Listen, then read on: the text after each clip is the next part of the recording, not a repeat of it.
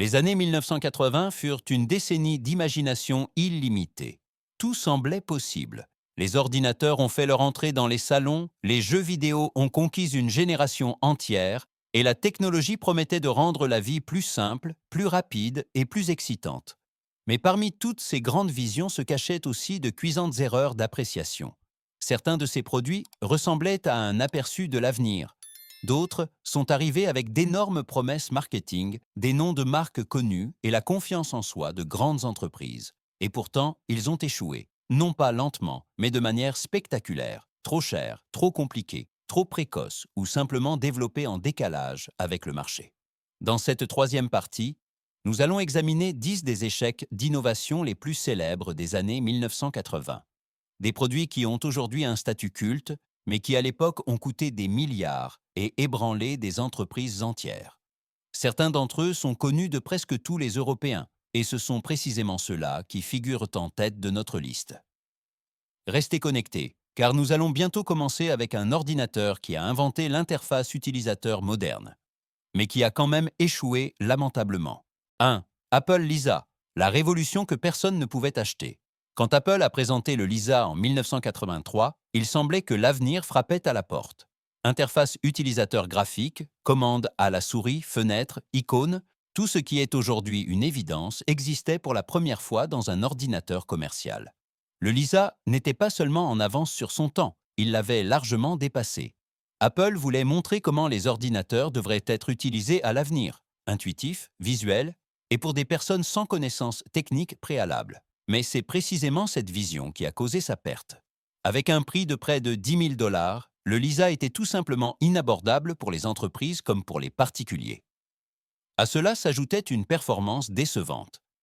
Malgré son logiciel révolutionnaire, le système semblait lent, les programmes démarraient lentement, et le matériel coûteux ne procurait pas la sensation de puissance attendue. L'offre logicielle est également restée limitée, ce qui a dissuadé de nombreux acheteurs potentiels. Pendant que le Lisa tentait de changer le monde, Apple apprenait de ses erreurs. Un an plus tard seulement, le Macintosh, nettement moins cher, est apparu. Plus rapide, plus simple et plus adapté au marché. Le Lisa a discrètement disparu du marché et a été définitivement abandonné en 1986. Ce qu'il en était resté, c'est une amère constatation. Une idée géniale ne suffit pas si le marché n'est pas encore prêt à en payer le prix.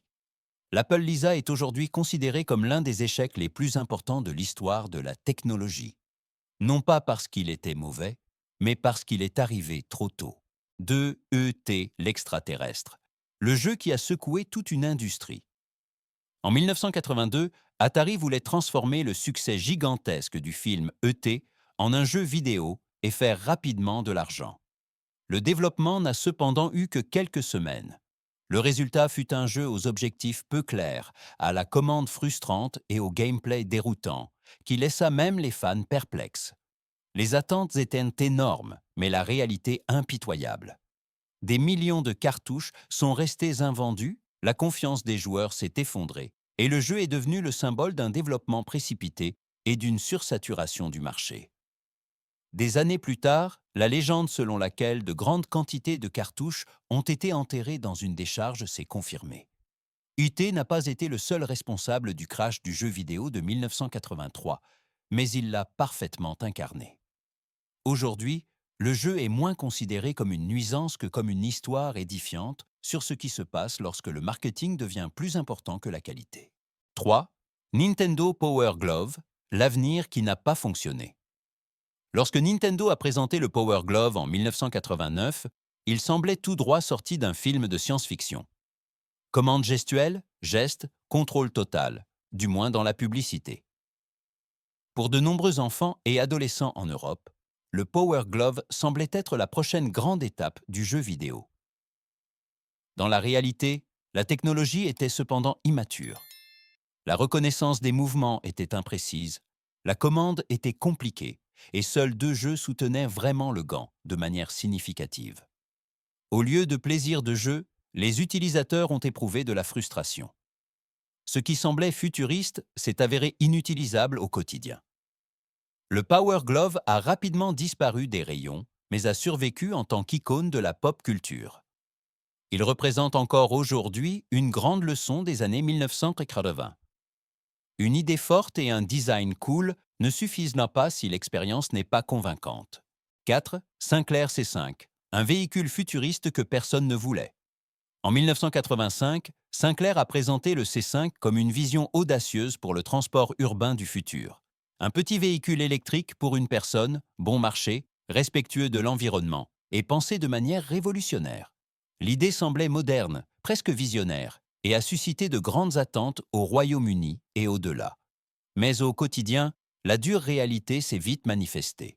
Avec une position assise très basse, le conducteur était à peine visible pour les voitures. La vitesse maximale n'était que d'environ 25 km/h et il n'y avait pratiquement aucune protection contre la pluie ou le froid. Ce qui était censé être une alternative intelligente à la voiture s'est avéré dangereux et peu pratique. Malgré une publicité intense, le public a rapidement perdu confiance. La production a été arrêtée moins d'un an plus tard. Le Sinclair C5 est entré dans l'histoire comme un symbole de la façon dont une bonne idée peut échouer, faute de praticité au quotidien.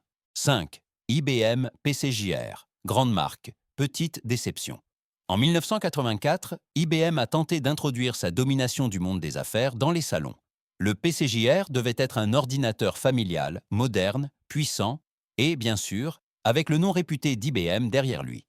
Les attentes étaient donc élevées. Mais dès le premier contact, la déception a commencé.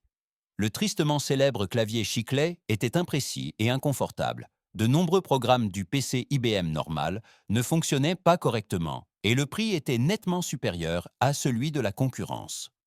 Bien que le PCJR ait offert des expériences techniques telles que des modules enfichables et des périphériques sans fil, celles-ci n'ont pas pu compenser les faiblesses fondamentales. Les acheteurs et les développeurs se sont rapidement détournés. En l'espace d'un an, le PCJR a disparu du marché. Il est encore aujourd'hui un exemple didactique que même le nom de marque le plus fort ne garantit pas le succès si le produit ne répond pas aux besoins des utilisateurs. 6. Sony Betamovie, trop tôt, trop peu pratique. En 1984, Sony a voulu révolutionner le marché de la vidéo domestique avec le Betamovie. C'était l'un des premiers caméscopes à combiner une caméra et un magnétoscope en un seul appareil. Les utilisateurs pouvaient filmer directement sur cassette sans avoir à connecter d'appareils supplémentaires. Techniquement, c'était un grand pas en avant. Au quotidien, le problème est cependant rapidement apparu. Le Betamovie était lourd, encombrant et ne permettait pas la lecture directe des enregistrements sur l'appareil lui-même. Celui qui voulait regarder sa vidéo avait besoin d'un magnétoscope Betamax supplémentaire. À cela s'ajoutait le mauvais timing. Le format Betamax a perdu la guerre des formats contre le VHS. Un prix élevé, une faible flexibilité et un système inférieur ont fait que le Betamovie n'a pas pu s'imposer. En 1987, Sony a arrêté la série. Il en était resté un morceau intéressant de l'histoire de la technologie, qui a montré comment l'innovation peut échouer si la convivialité fait défaut. 7. Kodak Disc. Caméra, bien pensée, mal réalisée. Lorsque Kodak a présenté l'appareil photo disque en 1982, il semblait être l'appareil photo parfait pour le quotidien. Petit, moderne, facile à utiliser et idéal pour les personnes qui voulaient photographier sans connaissance technique. Le nouveau système de film sur disque promettait à la fois confort et avenir. Mais c'est précisément là que résidait le problème. Les minuscules négatifs offraient une qualité d'image décevante. Les photos semblaient granuleuses, floues, et ne pouvaient pas rivaliser avec les appareils photo classiques de 35 mm. À cela s'ajoutaient des coûts de développement plus élevés, ce qui a dissuadé de nombreux acheteurs. Malgré un marketing astucieux, l'appareil photo disque a rapidement perdu de sa popularité. Il est resté une tentative éphémère de simplifier la photographie et est entré dans l'histoire comme un exemple que la convivialité seule ne suffit pas si le résultat n'est pas convaincant. 8. Pioneer Laserdisc. Impressionnant, mais impayable. Au début des années 1980, le Laserdisc était considéré comme l'avenir haut de gamme du home cinéma. La qualité d'image et de son était nettement supérieure à celle du VHS, presque au niveau de la diffusion. Pour les cinéphiles, le format semblait être un miracle technologique qui devait apporter le cinéma au salon. Mais le prix a détruit cette vision. Les lecteurs coûtaient souvent plus de 1000 $, les disques géants étaient encombrants et on ne pouvait pas enregistrer avec. Le choix de films restait également limité. Pour l'utilisateur moyen, le laserdisc était tout simplement trop cher et trop compliqué. Lorsque dans les années 1990, le DVD a offert une qualité similaire à moindre coût et de manière plus compacte, le laserdisc a discrètement disparu du marché. Il en est resté la réputation d'un système techniquement en avance sur son temps, mais sans aucune chance économique. 9. Apple Macintosh. Portable. Pensé pour la mobilité. Construit pour l'immobilité. En 1989, Apple voulait redéfinir le travail mobile. Le Macintosh portable devait emporter la liberté du bureau partout. Clavier complet, écran solide, performance professionnelle, du moins sur le papier, tout semblait convaincant. En réalité, l'appareil pesait plus de 7 kg. Le transport était fastidieux, la technologie de la batterie peu fiable et dans certains cas, l'ordinateur ne pouvait même pas s'allumer sans une batterie entièrement chargée. À cela s'ajoutait un prix extrêmement élevé qui a fait hésiter même les utilisateurs fidèles d'Apple. Le Macintosh portable a rapidement disparu des rayons. Il a clairement montré que la mobilité n'est pas seulement une idée, mais une sensation. Et cette sensation, Apple ne pouvait pas encore la fournir à l'époque. 10. Atari. 1200 XL.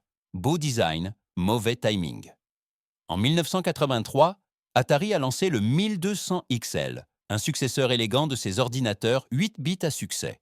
Le boîtier semblait moderne et de haute qualité, le clavier était nettement amélioré et techniquement, l'appareil devait annoncer le redémarrage de la marque. À première vue, tout semblait être un pas solide en avant. Mais le marché avait changé plus vite qu'Atari ne l'avait prévu. Le prix était élevé, tandis que des concurrents comme le Commodore 64 étaient moins chers et plus puissants. À cela s'ajoutaient des problèmes de compatibilité avec les logiciels existants, ce qui a irrité de nombreux utilisateurs fidèles d'Atari. Des problèmes internes à l'entreprise et un marketing faible ont encore aggravé la situation. La production a été arrêtée peu de temps après. Le 1200 XL est aujourd'hui considéré comme un détour bien intentionné dans l'histoire d'Atari. Un produit qui a montré qu'un bon design seul ne suffit pas si le prix, le timing et la compréhension du marché ne sont pas corrects. Les années 1980 n'étaient pas une décennie de prudence. Elles étaient bruyantes, audacieuses et pleines de promesses d'avenir. Les entreprises ne voulaient pas seulement vendre des produits, elles voulaient écrire l'histoire. Les ordinateurs devaient être accessibles à tous, les jeux plus réalistes, la technologie devait révolutionner la vie. Mais c'est précisément cet optimisme illimité qui a conduit beaucoup à leur perte. Ce qui relie tous ces produits échoués, ce n'est pas un manque de créativité, mais un manque d'équilibre. Certains étaient techniquement brillants, mais inabordables. D'autres semblaient spectaculaires, mais fonctionnaient à peine. Certains sont arrivés tout simplement trop tôt, d'autres ont ignoré la réalité du marché. L'innovation seule ne suffisait pas. Elle devait être compréhensible, utilisable et abordable. Aujourd'hui, nous regardons ces échecs avec nostalgie, non pas avec moquerie, mais avec respect. Car sans ces faux pas, de nombreuses technologies modernes que nous considérons aujourd'hui comme allant de soi n'existeraient pas. Chaque tentative échouée était un pas en avant, même si à l'époque cela ressemblait à un crash. Et c'est précisément pourquoi ces produits sont restés inoubliables. Non pas parce qu'ils ont réussi, mais parce qu'ils ont osé.